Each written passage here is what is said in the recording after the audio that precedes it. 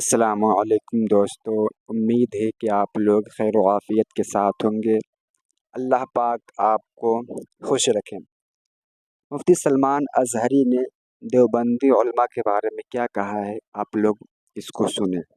میں آج انصاف کے ساتھ عرض کرنا چاہوں گا، آج جو دیوبند ہے یا جو دیوبندی ہیں، اگر ان کو میری بات بری لگتی ہے تو ٹھنڈے دل سے میرے عزیز اپنے دل پر ہاتھ رکھ کر کے سوچو۔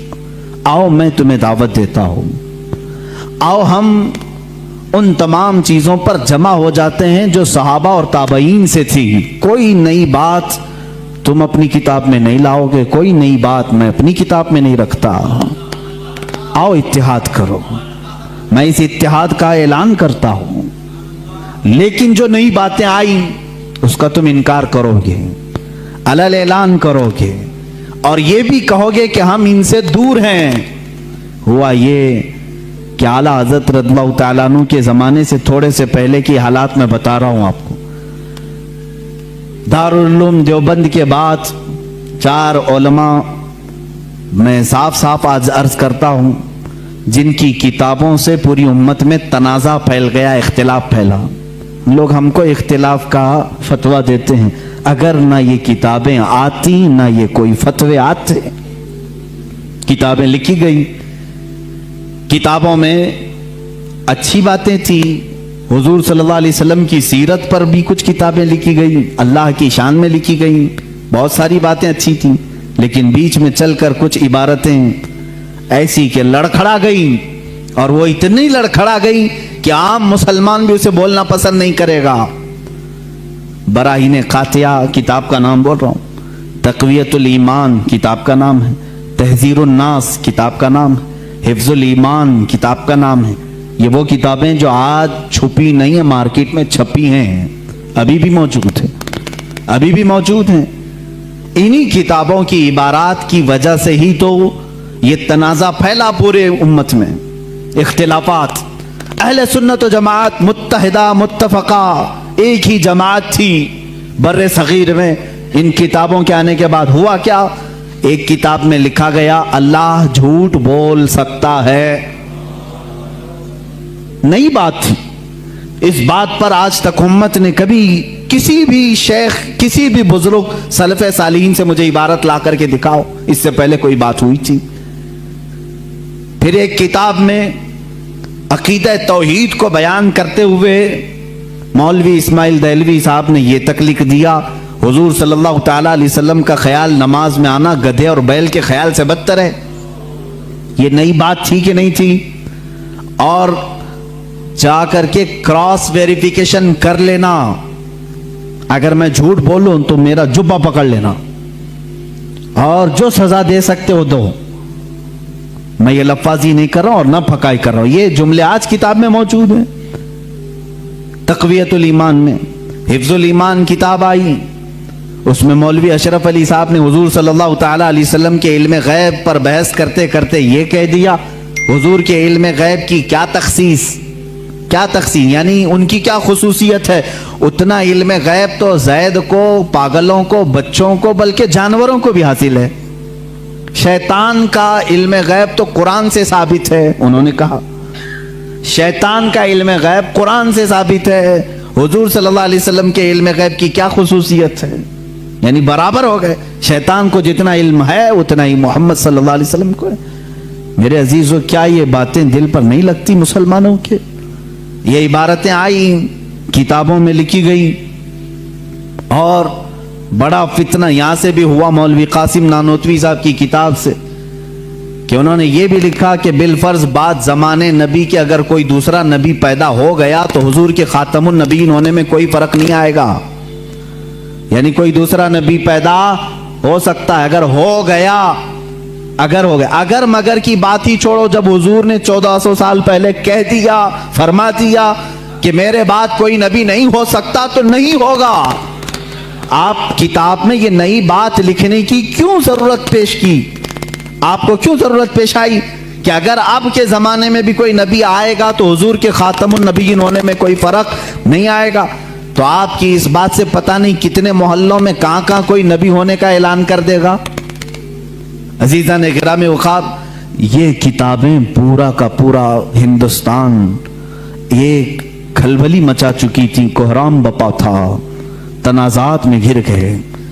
قادیانی اپنے نبی ہونے کا اعلان کر رہا ہے، ادھر ایک نیچری فرقہ ہے علی گڑھ سے جو قرآن کے معجزات کا انکار، حسیات کو صرف ماننے والا، نیچر کو صرف ماننے والا اور مغیبات کو نہیں تسلیم کرنے والا، اور ایک طرف عظمت رسالت صلی اللہ تعالی علیہ وسلم پر، رسول کریم صلی اللہ تعالی علیہ وسلم کے متعلق یہ سارے جملے آ رہے ہیں۔ چلو 100 سال کا عرصہ گزر گیا، آج بھی میں دعوت دیتا ہوں، آج تو سوشل میڈیا کا زمانہ ہے، میری یہ دعوت قبول کریں علماء دیوبند یا جو بھی، میں آپ سے اتحاد کر لوں گا، سینے سے سینہ لگا لوں، لیکن صرف یہ باتوں سے تم انکار کر دو اور کہو کہ وہی عشق رسالت ہمارے اندر ہے جو سیدنا ابو بکر صدیق میں تھا، سیدنا عمر فاروق میں تھا، عثمان ابن عفان میں تھا، حیدر کرار میں تھا، رضوان اللہ تعالی علیہ مجمعین۔ جو مشائخ اہل سنت نے ہمیں محبت رسول اور تعظیم رسول سکھایا ہے اسی پر ہمارا اتفاق ہے، آؤ میں سینے سے سینہ لگانے کو تیار ہوں۔ ہم کون سا اختلاف چاہتے ہیں آپ سے؟ ہم کون سا اختلاف چاہتے ہیں؟ ہمارا یہ ایک بات یاد رکھ لیں، اگر میں آج نام لے کر کے کسی کو کہہ رہا ہوں تو صرف اس لیے کہ ہمارا دین ہی یہ کہتا ہے جو ان سے نہ آشنا ہو اس سے ہمارا کوئی تعلق بھی نہیں۔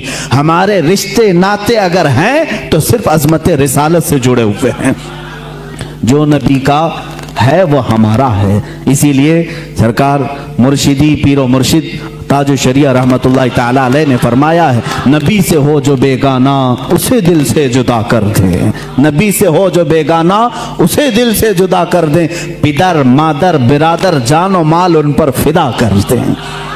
اسی وقت ایمان کو پہنچو گے، اسی وقت ایمان کو پہنچو گے۔ اب یہ حالات میں بتا رہا ہوں آپ کو، انڈیا کے، ہندوستان کے، اکھنڈ بھارت کے حالات، مسلمانوں میں تفرقہ پیدا کیا انگریز، اور انہوں نے اپنے مال، اپنی حکومت، اپنی سلطنت کو پھیلانے کے لیے، بہادر شاہ ظفر کا قتل ہو چکا تھا، اس کے بعد علماء حق نے محسوس کر لیا کہ انگریز درمیان امت تفرقہ ڈال کر اپنی کرسی سنبھالنے کی کوشش کر رہا ہے، تو وہ مرد مجاہد علامہ فضل حق خیر آبادی رحمت اللہ تعالی علیہ نے دلی کی جامع مسجد سے فتویٰ صادر فرمایا کہ انگریز ہندوستان کا دشمن ہے، ان سے قتال کرنا فرض ہے مسلمانوں کو۔ اسی فتوے کی بنیاد پر زندگی بھر کی عمر قید کی سزا میں ان کو انڈمان نکوبار بھیجا گیا، وہیں پر ان کی وفات ہوئی۔ آج مزار بھی ان کا جزیرہ انڈمان میں ہے۔ مولانا کفایت علی کافی رحمت اللہ تعالی علیہ، جو 1857 کی یہ جو غدر ہے، اس کے بعد کے علماء اہل سنت کی بات میں کر رہا ہوں، انہوں نے محسوس کر لیا اسی زمانے میں کہ انگریز نے فرقہ پیدا کر دیا ہے، کچھ علماء اس کی بولی بول رہے ہیں۔ ظاہر سی بات ہے، یہاں کچھ علماء جو مدرسہ بنا رہے تھے ان کو ماہانہ مشاہرہ مل رہا ہے انگریز حکومت سے، علی گڑھ کو پاؤنڈ آ رہے ہیں انگلینڈ سے، اور دیگر علماء کو پاؤنڈ آ رہے ہیں، اور یہاں جو علماء ان کی ان خرافات کو بیان کر رہے ہیں ان کو پھانسی پر چڑھایا جا رہا ہے۔ مولانا کفایت علی کافی رحمت اللہ تعالی علیہ، جن کے اعلیٰ حضرت بھی بڑی عزت فرمایا کرتے تھے، وہی کفایت علی کافی جنہوں نے اپنی ایک نعت میں کہا تھا، کوئی گل باقی رہے گا نہ چمن رہ جائے گا، پر رسول اللہ کا دین حسن رہ جائے گا، اطلس و کم خواب کے پوشاک پہ نازاں نہ ہو، اس تنے بے جاں پہ خاکی کفن رہ جائے گا۔ یہ جو نعت انہوں نے لکھی تھی اس وقت جب آپ کو پھانسی کے پھندے پر چڑھایا جا رہا تھا، یہ مولانا کفایت علی کافی۔ پھر مولانا عنایت احمد کاکوروی رحمت اللہ تعالی علیہ، جن کو جیل کی سلاخوں کے پیچھے انگریزوں نے بند کیا، اس ایک عالم ربانی نے پتھر کی ٹھیکری سے دیواروں پر پوری علم الصیغہ کتاب لکھ دی تھی، جو آج بھی عالم کورس کی کتاب میں پڑھائی جاتی ہیں۔ عزیزان گرامی وقار، اگر انگریز کو उलमा से मोहब्बत थी और वो मदरसे की संगे बुनियाद में आ रहे थे, तो इन उलमा के साथ वो काला पानी की सजाएं और मौत और फांसी की सजाएं क्यों दे रहे थे? आप समझा करें, कुछ उलमा को वो शहीद कर रहे थे और कुछ उलमा को वो पैसों से पाल रहे थे। ये हालात बड़े दिगरगूं थे, उम्मत में तफरका इख्तिलाफात आ चुके थे। अब ये वो जमाना था, नेचरियत अपने पांव फैला रही है, कादियानियत अपने पांव फैला रही है, दहरियत अपने पांव फैला रही है, और एक तरफ गैर मुकल्लिदियत भी अपने पांव फैला रही है। हिंदुस्तान की सरजमीन जो अहले सुन्नत व जमात का कहवारा थी, औलिया का मरकज थी, ये ख्वाजा हिंद का हिंदुस्तान था, ये महबूब इलाही की विरासत की जमीन थी। यहाँ साबिर कलियरी के मुजाहिदात थे, यहाँ बाबा फरीद के नगमे थे, यहाँ पर औलिया कामिलीन का गुलशन था। ये तमाम सूफिया कामिलीन के परवरदा मुरीदीन का एक अजीम गुलिस्तां था। इस गुलिस्तां को कई अंग्रेजों ने अपने पांव से कुचलना शुरू किया, इसमें खिजा आने लग गया। इस हसीन गुलदस्ते में, हिंदुस्तान के गुलदस्ते में फूल मुरझाने लगे। नेचरियत का गलबा आया है, वहाबियत का गलबा आया है, कादियानियत का फितना सर उभार रहा है, इल्हाद और बेदीनी का फितना सर उभार रहा है। अब हिंदुस्तान की सरजमीन पर एक ऐसे मर्द कलंदर की जरूरत थी जो मूसा का जलाल लेकर फिरौन के मुकाबिल में आए, जो इब्राहीम की सबात कदमी लेकर के नमरूद के सामने आए। अब एक ऐसे मर्द कलंदर की जरूरत थी जो सिद्दीक की सदाकत अपने सीने में रखता हो, फारूक आजम की अदालत अपने सीने में रखता हो, उस्मान इब्न अफ़्फ़ान के हिल्म व बुर्दबारी अपने सीने में रखता हो। हिंदुस्तान को अब ऐसे मर्द कलंदर की जरूरत थी जो हैदर कर्रार की शुजाअत भी रखता हो, गौस आजम का नायब हो, ख्वाजा हिंद का वारिस हो। अल्लाह रब्बुल इज्जत ने हिंदुस्तान के सुन्नी मुसलमानों पर वो एहसान अजीम फरमाया जब सूफिया के मरकज और औलिया कामिलीन की खानकाहें आवाज देने लगी, इलाहा अब हिंद का क्या होगा? यहाँ तो अब चादरें नहीं, अब गागरें नहीं, यहाँ औलिया की बारगाह में आने से रोका जा रहा है, वसीले को शिर्क, इस्तिमदाद को कुफ्र कहा जा रहा है, अजमत रिसालत पर हमले हो रहे हैं, नमाज में रसूल के ख्याल आने को बुरा भला कहा जा रहा है, पीठ पीछे की खबर ना होने की हजूर के बारे में कही जा रही है। इलाहा अब कौन इस दीन का वारिस होगा, जानशीन होगा, मुहाफिज होगा, निगहबान होगा? आवाज आई गैब से। अल्लाह रब्बुल इज्जत ने पूरे हिंदुस्तान के इस साए पर एक ऐसी अजीम सल्तनत को बेदार फरमाया जिस सल्तनत का नाम हम यूं कहते हैं, मुल्क सुखन की शाही तुमको रजा मुसल्लम, मुल्क सुखन की शाही तुमको रजा मुसल्लम। जिस समत आ गए हो सिक्के बिठा दिए हैं, उस अजीम हस्ती को अल्लाह ताला ने जलवा फरमाया जिसको पूरी दुनिया सुन्नियत, आला हजरत, कंजुल करामत, जबलुल इस्तिकामत, दरियाए नेमत, आकाए रहमत, कंजुल करामत, इमाम अहले सुन्नत, इमाम अहमद रजा खां फाजिल बरेलवी के नाम से जानती है। इसीलिए मैंने कहा अहमद रजा का ताज़ा गुलिस्तां है आज भी, खुर्शीद इल्म उनका दरख्शां है आज भी, सब उनसे जलने वालों के गुल हो गए चिराग, अहमद रजा की शम्मा फरोजा है आज भी। अजीज़ान गिरामी, उस इमाम अहले सुन्नत फाजिल बरेलवी की जिस घर में विलादत बासआदत हुई वो आम घराना नहीं था, इल्मी घराना था, बुजुर्गों का घराना था, तकवा और परहेजगारी।